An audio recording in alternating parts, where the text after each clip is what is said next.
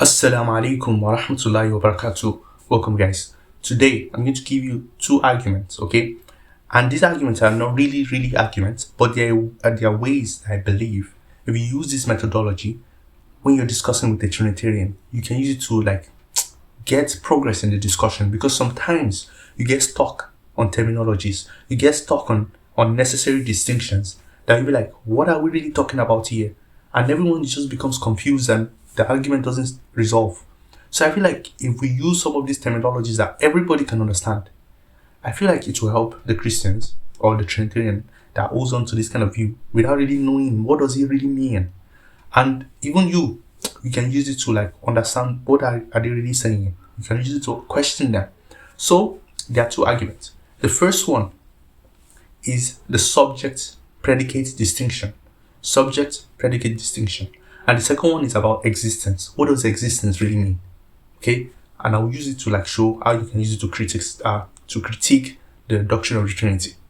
Now, what you often see most people when they talk about the Trinity, and the ones especially apologists or people that have actually gone to study this, okay, they want to say that there are three persons and one being. That's what it will come down to. Three persons and one being, just like in the Council of Nicaea. Three hypostases, one usia. That's what they said. Three hypostases, one usia. And they'll say three persons and one being. This is what it will go down to. And then you guys will start arguing about how is this not three gods? And then they'll say it's not three gods. We believe in one, it's one being. It's one being, it's one being. Right? So I've done this. I did is it not a debate, a dialogue with a Christian, more than a year ago. And we got to a point where at that moment, I just learned the theory of universals and particulars. I just learned that. Universals and particulars. So I was using that understanding to come up to him and try to show him that, do you really know what it means? What being means? What is it, a universal property? Is it a particular property? And all of that, I was asking him, do you know what you're saying? That it will result to this and that. But it seems like it was going up over his head. He doesn't know what I'm saying. And I feel like a lot of people have been given this good thoughts, and I will not even pretend that this does not apply to some of the Islamic discussions as well. I can show you how this applies to us as well, because people are not very clear with their language when they are talking about God. And I feel like with this, everything will become clear, inshallah. So, as I was saying, the first argument is about subject-object predicate distinction. What is subject-object predicate distinction? It's like this. You have a subject, and then you have predications about that object and that subject. So a subject and its description. Those are the two things, those two categories. You have a subject. So let's say me now. And then my predicates are, I am tall, I am an African, I am this, I have two eyes. Those are my predications. I exist. I'm the subject of those predications. The predicates are describing who? Me. Okay? Now, when you make that distinction, when they say the person and the being, there are three persons and one being, you can ask them that question. Which one is the subject in there? Are the persons the subject, where the being is their predication, their predicate? Or is it the one being that is the predicate, the subject, and the persons are predicates of that? Write it down on the paper. Some of these things I'm saying, you get it. Just write subject / predicate. Write it down first. Then write person and being. Then you say, what question am I going to ask you? I'm going to ask you, tell me, these are three persons and this is one being. Which one is the subject and which one is the predicate? So I've written some of the answers, that the possibilities that we can get. Okay, let's say the first possibility. It is either, first of all, understand what it means to be subject and predicate. Like I just said, it can be anything whatsoever. It can be this book now. This book is the subject. Its predication will be it has this particular color, it is flat on this side. All the descriptions about this thing will be its predication. Okay? It's a book. Anything you say about it, those are the predications. But it exists. Okay? It's the subject. Okay, now we are going to say what is the consequence of when you make that distinction between person and being? Those are four things. Shouldn't there be four things? Three persons, 1, 2, 3, Father, Son, and Holy Spirit, and then one being. What is that one being? Is it another subject? So is it the persons that are subject, and the predicate is, and the one being is their predicate? This is what most people seem to be saying here, because when they define what being is, they say the being means what it means to be. What is like what? The being is the what. The persons are the who. You see, in a way, they are trying to say these are the subject, this is the predicate. Predicate. This is the description of the person. So each one of them has this predicate that is fully God. That's what they are trying to say. But I want you to, the reason why I'm telling you this is that so that we can clarify the discussion. Once you can show someone that this is what he's really saying, then it will be much more easier for you to like make your argument or make your case against it. So for instance, let's take the first case that we have three subjects: persons, the Father, Son, and the Holy Spirit. These are the subjects. The predicate is their description, and this description, they want to say since they are co-equal, the description must apply to them. So let's say this description is God, what it means to be God. It applies to the Father, Son, and Holy Spirit. That is predication. So what does this lead to? You see, like now it's clear. If you have three subjects, and predication doesn't really matter anymore. Once you have three subjects, doesn't that lead to tritheism? How does that not lead to tritheism when you have three subjects? One subject and three subjects, they are not the same. Because unless, okay, so you see, if they choose that the persons are the ones that are subjects, this is what you lead to tritheism objection. You can make it clearer like that. Because the predication will just be superfluous, describing the three really subjects, existing subjects. If they say no, it's not the three persons that are subject, it is the being that is the subject. Okay? Then the persons will become the predicates. Or tell us what they are not predicates. And if they are predicates, what does that mean? Okay, fine. You, in this case, we will not charge you with tritheism, because now we know you have one subject, the being is the subject, right? The persons cannot be, they will be predicates describing the one being. If they are predicates describing the one being, who is the subject now, then what does that really mean? So the persons are just a description of God. They are not really God. So you cannot say one of them is God. Just like all the descriptions that we use to describe the persons in the first case cannot be God. Each one of them. Why would the persons then be God? Why are you wasting our time saying the predicates are God? The predicates cannot be God. They are describing the one being that is God. That's what you can say. So you cannot say the Father is God, or the Son is God, or the Holy Spirit is God. You say they are describing God, who is the one being. Write it down. I'm serious. If you write it down, it will become much more clear for you to see what I'm saying. You are a modern person. You might not understand what is being and person or all this stuff, but you know what is subject and predication. You know what is subject and predication. Okay? So if you do this, you will see like there are four possibilities. Like I wrote it down here. Is it that they say there are four subjects and there's no predicates? Or they say there are four predicates? Or they say there are three subjects and one predicate? Or they say there's one subject and three predicates. Okay? Each one of them, you can go and discover what it leads to on your own, because you understand this subject predicate stuff. If you want me to make another video, I can make it. But that's what the point is. You see, like once we use the language of subjects, I can just ask you, why would three subjects not be three gods? Simple. Now it's clear.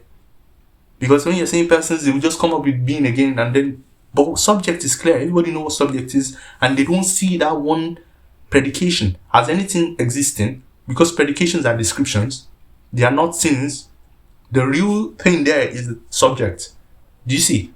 Such that if you now translate it into their own language, the three persons are the real thing there. The one being you are telling us that is supposed to affirm monotheism is just a description of each one of them, which will lead to tritheism. Do you see? And I think this is the view of the Eastern guys. If you watch some of my videos on this. And then the Western guys will go for the other view, where the real thing is the one being, and the persons are just maybe relations. They will reduce them to like relations or aspects. It will not be like the real thing. So they want to maintain monotheism in that way. But these are another discussion. You can watch other videos I've made on this. Now the second argument. The second argument is existence. Now we'll use existence to do the same thing I just did with subject and predicate. We'll ask them, you have three persons, right? And one being. They are the ones that made the distinction. So we'll say, Which one exists? If we ask them that question, do you know what existence means? Something that exists. For instance, I exist. This book exists. Okay? Things exist. We know when we say something exists, it exists. In a real way, it exists. Okay? When you say 3 persons and 1 being, we'll ask you, do the 3 persons exist? You say yes. The 1 being, does he exist too? You say yes. Do they exist in the same sense? If they exist in the same sense, you have 4 existence. If you say no, the 1 being doesn't really exist because it's description of the 3 persons. The 3 persons are the ones that exist. You have 3 existence. So 3 existence, 1 description of them is not non-existent. It's a quality or property. They are not really things out there. Just like we class abstract stuff, they are descriptions of things. They themselves are not things that can possess stuff. They are possessed. Okay? So to be 3 existence, which is tritheism. If they say 4, it's more than 4 gods, even like that. If they say 3 existence, you see, tritheism objection right there.